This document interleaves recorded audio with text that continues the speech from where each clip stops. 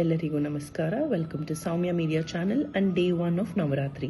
ಮೊದಲನೇ ದಿನ ನಾವು ಬಂದು ಮಾತಾ ಶೈಲಪುತ್ರಿನ ಆರಾಧಿಸ್ತೀವಿ. ಸೊ ಫಸ್ಟ್ ನಾವು ಮಾಡ್ಕೋಬೇಕಾಗಿರೋದು ಏನಂದ್ರೆ ಕಳಶ ಸ್ಥಾಪಿಸ್ಕೋಬೇಕು.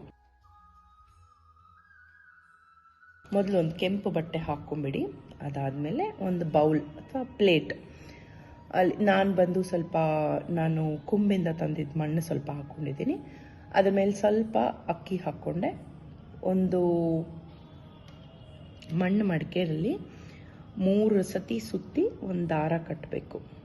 ಕಟ್ಟಿದ್ಮೇಲೆ ಒಳಗಡೆ ಗಂಗಾಜಲ್ ಹಾಕಿ ಫುಲ್ಲು ಒಂದು ಸ್ವಲ್ಪ ಗಂಗಾಜಲ್ ಹಾಕಿದ್ದೀನಿ, ಬೇರೆಲ್ಲ ನಾರ್ಮಲ್ ನೀರು ಹಾಕಿ ಸುತ್ತಲೂ ಅರಿಶಿನ ಕುಂಕುಮ ಇಟ್ಕೋಬೇಕು.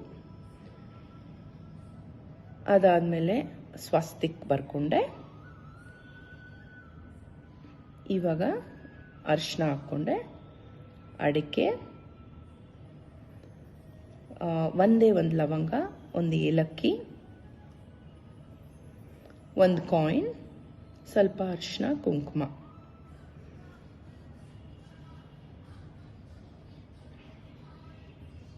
ಅದನ್ನು ಮೇಲೆ ನೀಟಾಗಿಟ್ಟು ಇಡೋಕೆ ಮೊದಲು ಸ್ವಲ್ಪ ಅಕ್ಕಿ ಹಾಕಬೇಕು.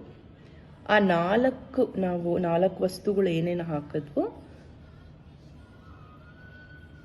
ಅದು ಹಾಕಿದ್ಮೇಲೆ ಸ್ವಲ್ಪ ಹೂವು ಹಾಕ್ಕೋಬೇಕು.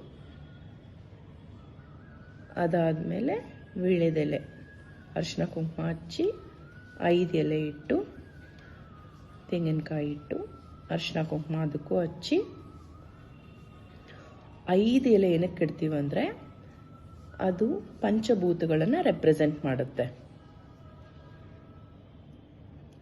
5 ಪಂಚಭೂತಗಳು ಹಾಗೂ ನಮ್ಮ 5 ಸೆನ್ಸಸ್: ಕುಂಕುಮ ಮತ್ತು ಹಳದಿ, ಅರಿಶಿನ ಕುಂಕುಮ.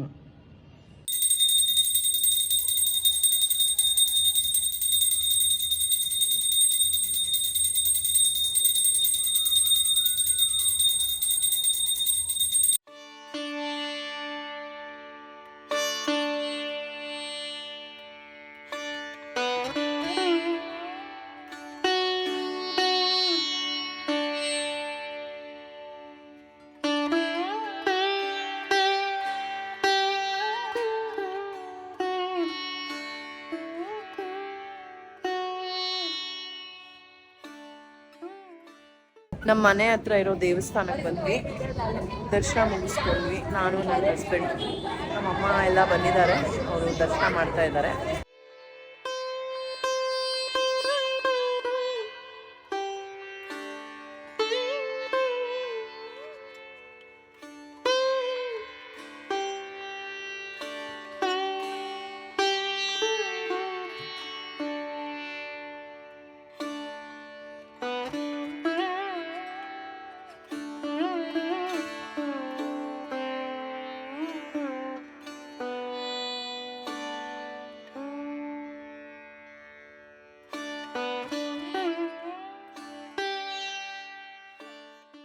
ಮೊದಲನೇ ದಿನ ಕಳಶ ಎಲ್ಲ ಸ್ಥಾಪನೆ ಮಾಡಿ ಅದೆಲ್ಲ ಡೀಟೇಲಾಗಿ ಹೇಳಿದ್ದೀನಿ.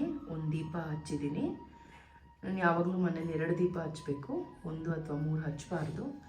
ಸೊ ಅದು ಇಲ್ಲಿ ನಾವು ಕಳಶದ ಮುಂದೆ ಹಚ್ಚೋ ದೀಪ ಅದು 9 ದಿನಾನೂ ಉರಿತಾ ಇರ್ಬೋದು, ಅಥವಾ ನಿಮಗೆ ಬೇಕಿದ್ರೆ ಬೆಳಗ್ಗೆ ಮಾತ್ರ ಹಚ್ಕೊಂಡು ಸಾಯಂಕಾಲ ಒಂದು ಸತಿ ಹಚ್ಬೋದು. ಆಮೇಲೆ ಪಟ್ಟದ ಬೊಂಬೆ, ಇದೇ ಮೇನ್. ಇದನ್ನು ನನ್ನ ಫ್ರೆಂಡ್ ಮೇಘ ಕೊಟ್ಟಳು ನನಗೆ. ಅದು ಯಾರು ಕೊಟ್ಟರೆ ತುಂಬ ಒಳ್ಳೆಯದು ಅಂತ ಹೇಳ್ತಾರೆ. ಸಾಯಂಕಾಲ ಒಂದು ದೇವಸ್ಥಾನಕ್ಕೆ ಹೋದೆ, ಮನೆಯಲ್ಲೆಲ್ಲ ಪೂಜೆ ಮಾಡಿದೆ.